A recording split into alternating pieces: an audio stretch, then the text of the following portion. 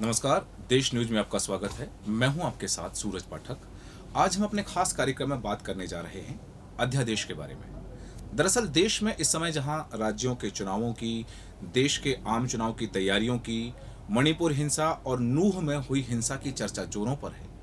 इन्हीं सब चर्चाओं के बीच देश में सबसे ज्यादा चर्चा हो रही है एक अध्यादेश की। यह अध्यादेश केंद्र सरकार लाई है और दिल्ली की केजरीवाल सरकार इसे अपने अधिकारों पर अतिक्रमण बता रही है। इससे पहले कि हम इस अध्यादेश पर विस्तृत चर्चा करें, आइए जानते हैं कि अध्यादेश क्या है। भारत के संविधान के अनुच्छेद 123 में बताया गया है कि देश के राष्ट्रपति के पास अध्यादेश जारी करने की शक्ति है। इस अनुच्छेद के अनुसार कोई ऐसा विषय है जिस पर तत्काल प्रभाव से कानून बनाने की जरूरत है और उस वक्त संसद भी ना चल रही हो, तो ऐसी स्थिति में अध्यादेश लाया जा सकता है। उस अध्यादेश को उतना ही प्रभावी माना जाता है जितना संसद में बनाए गए कानून को माना जाता है। हालांकि अध्यादेश जारी करने से पहले इस बात का पूरा ख्याल रखा जाता है कि इससे नागरिकों से उनके मूल अधिकार ना छीने जा सकें। अध्यादेश को केंद्रीय मंत्रिमंडल की सलाह पर राष्ट्रपति जारी करते हैं। हमारे देश में कानून बनाने का हक संसद के पास है, इसलिए राष्ट्रपति द्वारा जारी किए गए अध्यादेश को संसद की मंजूरी भी मिलना बेहद जरूरी होता है। इसे जारी करने के 6 सप्ताह के भीतर संसद में पारित कराना होता है। वहीं अध्यादेश जारी करने के 6 माह के अंदर संसद सत्र बुलाना अनिवार्य होता है। संविधान के अनुच्छेद 213 में राज्यों में अध्यादेश जारी करने की शक्ति गवर्नर को दी गई है। राज्य में अध्यादेश जारी करने की शर्तें भी वही रहती हैं कि यह तभी जारी किया जा सकता है जब किसी विषय पर कानून बनाना बेहद जरूरी हो और उस समय विधानसभा का सत्र ना चल रहा हो। इसे जारी करने के 6 माह के भीतर विधानसभा से पारित कराना भी अनिवार्य होता है। आरसी कूपर बनाम भारत संघ 1970 में सुप्रीम कोर्ट ने कहा था कि जारी किए गए अध्यादेश और राष्ट्रपति के निर्णय को इस आधार पर चुनौती दी जा सकती है कि इस विषय पर इतनी जल्दी कार्रवाई की जरूरत नहीं थी। चुनौती दिए जाने के बाद सीजीआई तय करते हैं कि इस मामले पर संविधान बेंच बनाया जाएगा या नहीं। संसद के पास शक्तियां हैं कि वह कानून बनाकर कोर्ट के किसी फैसले को पलट सके। हालांकि संसद का कानून सीधे तौर पर सुप्रीम कोर्ट के फैसले का विरोध न कर सकता हो। दिल्ली में अफसरों की तबादला और पोस्टिंग के मामले में राजधानी में उथल पुथल मचा हुआ है। 11 मई को सुप्रीम कोर्ट की संविधान पीठ ने दिल्ली सरकार के पक्ष में फैसला सुनाया था। फैसले में कहा गया था कि अधिकारियों के ट्रांसफर और पोस्टिंग का अधिकार दिल्ली सरकार के पास ही होना चाहिए। पीठ ने कहा था कि राजधानी दिल्ली में सभी प्रशासनिक मामलों में सुपरविजन का हक उपराज्यपाल के पास नहीं हो सकता। इसके अलावा चुनी हुई सरकार के हर अधिकार में उपराज्यपाल का दखल नहीं होगा। पीठ ने यह भी कहा कि अधिकारियों की पोस्टिंग और ट्रांसफर का अधिकार लोकतांत्रिक रूप से चुनी हुई सरकार के पास होता है। भूमि, लोक व्यवस्था और पुलिस को छोड़कर सर्विस से जुड़े सभी फैसलों का हक दिल्ली सरकार के पास ही होगा। आईएएस अधिकारियों की पोस्टिंग का अधिकार भी इनके पास ही होगा, भले ही दिल्ली सरकार ने नियुक्त किया हो या ना किया हो। अब आपको बता दें कि क्यों चल रहा है यह विवाद। दरअसल दिल्ली एक केंद्र शासित प्रदेश तो है, ये अपना विधानसभा नहीं बना सकता। राजधानी दिल्ली को संविधान के अनुच्छेद 239 ए के बाद नेशनल कैपिटल टेरिटरी घोषित किया गया। पूरे विवाद में जहां एक तरफ दिल्ली की सरकार का कहना है कि उन्हें यहां की जनता द्वारा चुना गया है, इसलिए दिल्ली के सभी अधिकारियों के ट्रांसफर और पोस्टिंग का अधिकार भी दिल्ली सरकार के पास ही होना चाहिए। इससे इतर एक और बात है कि संसद में जो विधेयक पेश हुआ है और केंद्र सरकार जो अध्यादेश लाई थी, उसमें 4 बड़े फर्क हैं। पहला तो यह है कि विधानसभा को कानून बनाने की अनुमति देने वाला सेक्शन 3A हटाया गया है। सेक्शन 3A जो अध्यादेश का हिस्सा था, उसे विधेयक से हटा दिया गया है। अध्यादेश के सेक्शन 3A में कहा गया था कि किसी भी अदालत के किसी भी फैसले, आदेश या डिक्री में कुछ भी शामिल होने के बावजूद विधानसभा को सूची 2 की प्रविष्टि 41 में शामिल किसी भी मामले को छोड़कर आर्टिकल 239 के अनुसार कानून बनाने की शक्ति होगी। सुप्रीम कोर्ट के फैसले के अनुसार पब्लिक ऑर्डर, जमीन और पुलिस के अलावा अन्य विषयों पर दिल्ली सरकार को अधिकार है। नए कानूनी बदलाव से सुप्रीम कोर्ट के आदेश की सीधी अवहेलना ना हो, इसलिए बिल में सेक्शन 3A को हटाकर केंद्र सरकार ने संविधान के अनुच्छेद 239A के तहत अपने अधिकारों का इस्तेमाल किया है। यह केंद्र सरकार को national capital civil service authority यानी NCCSA बनाने का अधिकार देता है। केंद्रीय गृह मंत्री अमित शाह ने संसद में दिए गए बयान में सुप्रीम कोर्ट के आदेश की पैरा 164C का उल्लेख किया है। इसके अनुसार दिल्ली के बारे में लिस्ट 1 केंद्र सूची और लिस्ट 3 समवर्ती सूची, इन दोनों के मामले में केंद्र सरकार को कानून बनाने का अधिकार है। सरकार के अनुसार अनुच्छेद 239A के तहत लिस्ट 2 यानी राज्य सूची के मामलों में भी संसद कानून बना सकती है। इस बारे में गृह मंत्री ने संविधान के अनुच्छेद 239 के तहत दिए गए अधिकारों का भी उल्लेख किया, जिसके अनुसार राष्ट्रहित में राज्य सूची में भी संसद कानून बना सकती है। दूसरा फर्क यह है कि पिछले अध्यादेश के तहत NCCSA को संसद और दिल्ली विधानसभा में सालाना रिपोर्ट प्रस्तुत करना जरूरी था। हालांकि विधेयक इस अनिवार्यता को हटा देता है, जिससे रिपोर्ट को संसद और दिल्ली विधानसभा के समक्ष रखे जाने की जरूरत ही नहीं रहेगी। और तीसरा फर्क, प्रस्तावित विधेयक में सेक्शन 45D दिल्ली में अलग अलग अथॉरिटी, बोर्डों, आयोगों और वैधानिक निकायों के अध्यक्षों और सदस्यों की नियुक्ति से संबंधित है। प्रस्तावों या मामलों से संबंधित आदेशों और निर्देशों को केंद्र सरकार को भेजने की अनिवार्यता वाले प्रावधान को हटा दिया गया है। और चौथा फर्क यह है कि नियुक्तियां और NCCSA समिति करेगी। विधेयक में नए जोड़े गए प्रावधानों के तहत NCCSA समिति की सिफारिशों के अनुसार दिल्ली सरकार के बोर्डों और आयोगों में नियुक्तियां और तबादले करेंगे। इस समिति में मुख्य सचिव और प्रधान गृह सचिव सदस्य होंगे और इसकी अध्यक्षता दिल्ली के मुख्यमंत्री करेंगे। 20 जुलाई को सुप्रीम कोर्ट ने national capital territory of Delhi अध्यादेश 2023 पर सवाल उठाते हुए कहा था कि यह केंद्र को राज्य की नौकरशाही पर नियंत्रित स्थापित करने का मौका देता है। संसद में विपक्षी दलों के अनुसार सुप्रीम कोर्ट के फैसले को प्रस्तावित कानून के माध्यम से बदलना गलत है। विपक्ष के अनुसार यह विधायिका की शक्ति के दुरुपयोग के साथ संघवाद के भी खिलाफ है। आपको बता दें कि 11 मई 2023 को सुप्रीम कोर्ट में 5 जजों की संविधान पीठ ने अफसरों पर कंट्रोल का अधिकार दिल्ली सरकार को दिया था। साथ ही कहा था कि उपराज्यपाल सरकार की सलाह पर भी काम करेंगे। एक तरह से यह था कि उनकी सलाह पर ही काम करना है।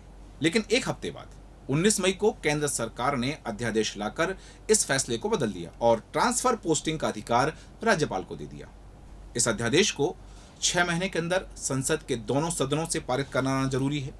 इसलिए गृह राज्य मंत्री नित्यानंद राय ने लोकसभा में government of national capital territory of Delhi amendment bill 2023 GNCT को पेश किया है। हालांकि हम इस बिल की तुलना 19 मई के अध्यादेश से करें तो केंद्र सरकार ने इसमें कई अहम बदलाव किए हैं।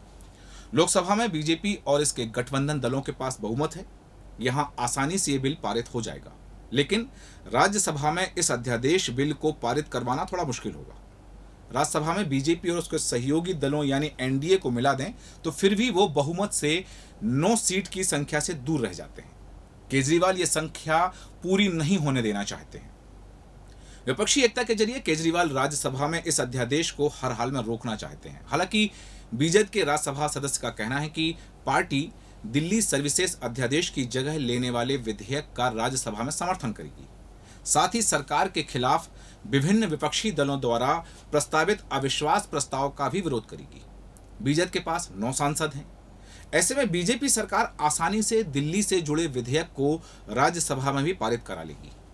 यदि इस मामले में फ्लैशबैक में देखा जाए तो खींचतान की शुरुआत होती है मई 2015 से, जब केंद्र सरकार ने एक नोटिस जारी करके कहा था कि अधिकारी अब मुख्यमंत्री नहीं LG को रिपोर्ट करेंगे। दिल्ली सरकार को ट्रांसफर पोस्टिंग का भी अधिकार नहीं होगा।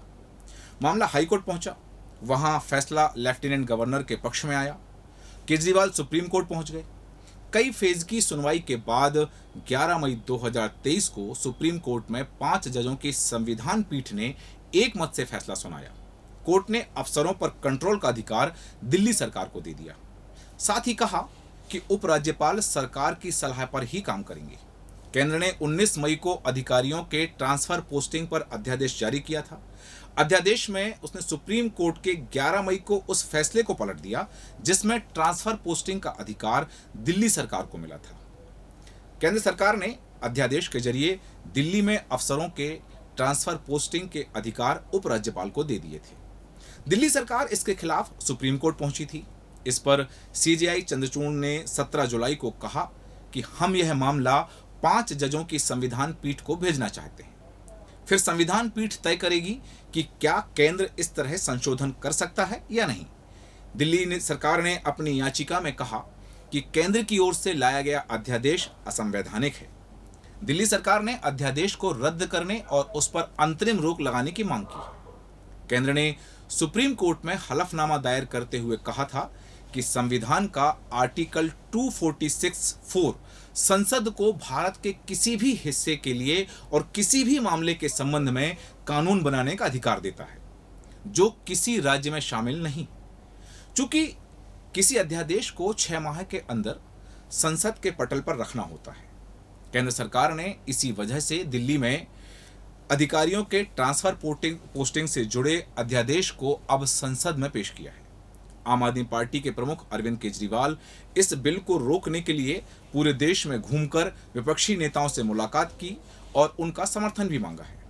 एनसीटी दिल्ली संशोधन बिल 2023 के जरिए राजधानी के प्रशासनिक और लोकतांत्रिक संतुलन का प्रावधान है। यही जानना भी जरूरी है कि अगर यह बिल कानून बनता है तो क्या कुछ बदलेगा। दरअसल दिल्ली में अधिकारों की जंग को लेकर लंबे समय से केंद्र और केजरीवाल सरकार में ठनी हुई है। दिल्ली में विधानसभा और सरकार के कामकाज के लिए एक रूपरेखा प्रदान करने के लिए राष्ट्रीय राजधानी क्षेत्र दिल्ली सरकार GNCTD अधिनियम 1991 लागू है। 2021 में केंद्र सरकार ने इसमें संशोधन किया था। संशोधन के तहत दिल्ली में सरकार के संचालन कामकाज को लेकर कुछ बदलाव किए थे। इसमें उपराज्यपाल को कुछ अतिरिक्त अधिकार दिए गए थे। इसके मुताबिक चुनी हुई सरकार के लिए किसी भी फैसले के लिए LG की राय लेना अनिवार्य किया गया था।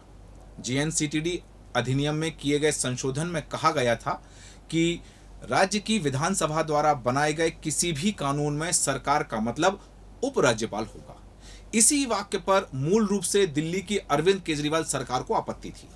इसी को आम आदमी पार्टी ने सुप्रीम कोर्ट में चुनौती दी थी। केजरीवाल सरकार ने सुप्रीम कोर्ट से मांग की थी कि राजधानी में भूमि और पुलिस जैसे कुछ मामलों को छोड़कर बाकी सभी मामलों में दिल्ली की चुनी हुई सरकार की सर्वोच्चता होनी चाहिए। दिल्ली के मुख्यमंत्री अरविंद केजरीवाल की याचिका पर मई में सुप्रीम कोर्ट ने बड़ा फैसला सुनाया था। सुप्रीम कोर्ट के इस फैसले को बदलने के लिए केंद्र सरकार 19 मई को एक अध्यादेश लाई। इसमें राष्ट्रीय राजधानी सिविल सेवा प्राधिकरण NCCSA बनाने के लिए कहा गया। इसमें कहा गया था कि ग्रुप A के अफसरों को ट्रांसफर और उन पर अनुशासनिक कार्रवाई का जिम्मा इसी प्राधिकरण को दिया गया है। दिल्ली के लिए लाए गए इस अध्यादेश पर केजरीवाल सरकार ने कहा कि इससे दिल्ली सरकार की शक्तियां कम हो गई हैं। दिल्ली सरकार ने कहा कि यह अध्यादेश पूरी तरह से निर्वाचित सरकार के सिविल सर्विसेज के ऊपर अधिकार को खत्म करता है। राष्ट्रीय राजधानी दिल्ली सिविल सेवा प्राधिकरण को इस तरह से बनाया गया है कि इसके अध्यक्ष तो दिल्ली सरकार के मुख्यमंत्री रहेंगे, लेकिन वो हमेशा अल्पमत में रहेंगे। समिति में बाकी 2 अधिकारी कभी भी उनके खिलाफ वोट डाल सकते हैं, मुख्यमंत्री की अनुपस्थिति में बैठक बुला सकते हैं और सिफारिशें कर सकते हैं। यहां तक कि एक तरफा सिफारिशें करने का काम किसी अन्य संस्था को सौंप सकते हैं। इसी अध्यादेश के तहत दिल्ली में सेवा दे रहे दानिश कैडर के ग्रुप A अधिकारियों के ट्रांसफर और अनुशासनात्मक कार्रवाई के लिए राष्ट्रीय राजधानी लोक सेवा प्राधिकरण गठित किया गया है। दानिश का मतलब है दिल्ली, अंडमान निकोबार, लक्षद्वीप, दमन and Deep, Dadra and Nagar Haveli civil services. गठन किए जाने वाले राष्ट्रीय राजधानी लोक सेवा प्राधिकरण में 3 सदस्य होंगे। पहला दिल्ली के मुख्यमंत्री, दूसरा दिल्ली के मुख्य सचिव और तीसरे सदस्य होंगे दिल्ली के गृह प्रधान सचिव। इस प्राधिकरण का अध्यक्ष मुख्यमंत्री को बनाया जाएगा। राष्ट्रीय राजधानी लोक सेवा प्राधिकरण को दानिश और ग्रुप A के अधिकारियों के ट्रांसफर और नियुक्ति के सभी फैसले लेने का अधिकार तो होगा, लेकिन इस फैसले पर अमल उपराज्यपाल की हामी के बाद ही किया जा सकेगा। आसान भाषा में समझें तो अगर इस प्राधिकरण को लिया या इस प्राधिकरण के द्वारा लिया हुआ कोई भी फैसला उपराज्यपाल को सही नहीं लगता है तो वह उसे बदलने या ठीक करने के लिए वापस इसी प्राधिकरण को लौटा सकते हैं।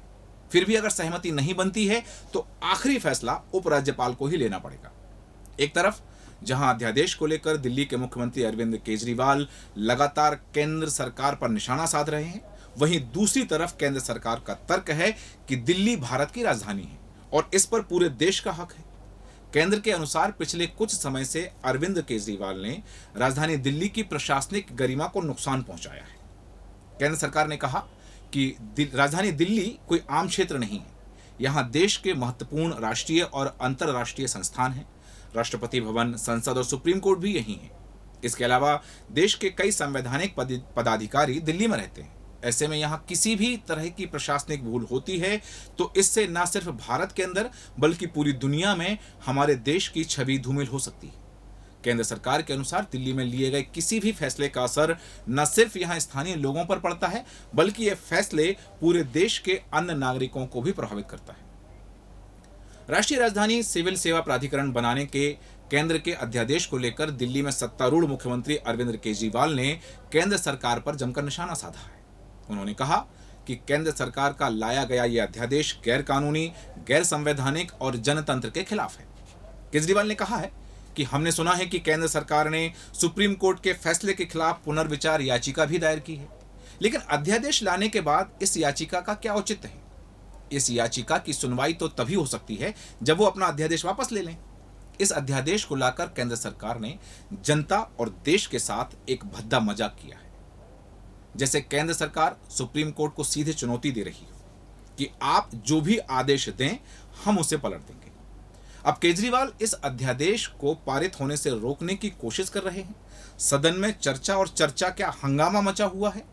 अब देखना दिलचस्प होगा कि पूरे देश में चर्चा का विषय बना यह अध्यादेश निचले सदन से जब राज्यसभा पहुंचेगा तब क्या स्थिति होगी और इस अध्यादेश पर बीजद का क्या कदम होगा, और यदि अध्यादेश पारित होने के बाद यह कानून का रूप ले लेगा तब अरविंद केजरीवाल क्या करेंगे? केंद्र सरकार एलजी के अधिकार बढ़ाकर केजरीवाल सरकार के अधिकार कम करना चाह रही है या फिर कोई और मकसद है? और विपक्ष राष्ट्रपति से मिलकर क्या चर्चा करना चाहता है और उस पर राष्ट्रपति का क्या रुख होता है? बिल पर चर्चा के बाद इन सवालों के जवाब तो मिल जाएंगे, फिर दिल्ली के प्रशासनिक अधिकारी किसके प्रति उत्तरदायी होंगे यह देखना दिलचस्प होगा। हमारे आज के खास कार्यक्रम में इतना ही। आप बन रहे हैं देश न्यूज के साथ। नमस्कार।